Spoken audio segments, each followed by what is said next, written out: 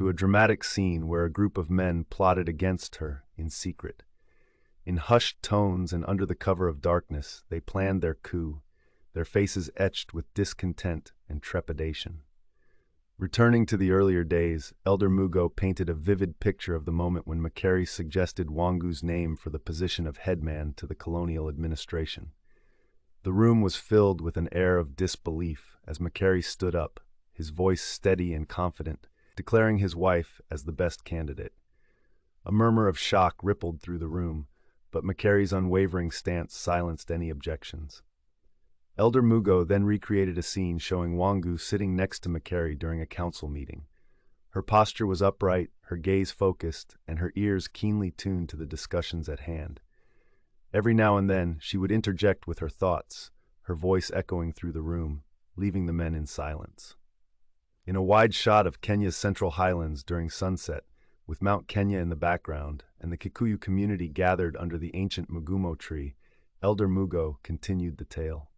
He spoke of Wangu introducing reforms in a meeting, with some men in the crowd looking resentful.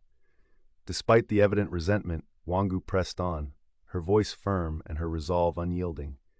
In a powerful image, Wangu Makeri stood tall in front of her people as the first female chief of the Kikuyu community. Her figure exuded strength and determination, her eyes radiating a fierce resolve that stirred the hearts of many, especially the women who saw in her a symbol of hope and empowerment. Elder Mugo also depicted a young Wangu, her independent spirit shining brightly. Engaged in heated discussions with the men in the community, she was a beacon of defiance against the norms, challenging the status quo from a young age.